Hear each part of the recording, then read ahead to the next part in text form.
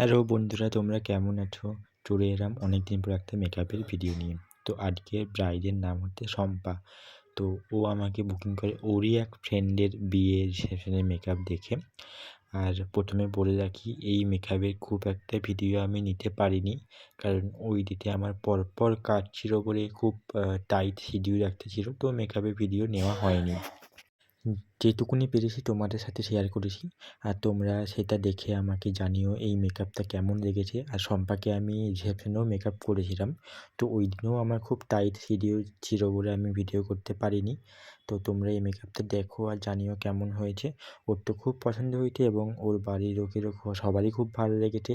Shampa HD মেকআপের প্যাকেজটা booking করেছিল দুদিনই। আর ওর শ্বশুরবাড়ি ওর নিজের বাড়ি থেকে খুব একটা দূরে নয়, কাছাকাছি।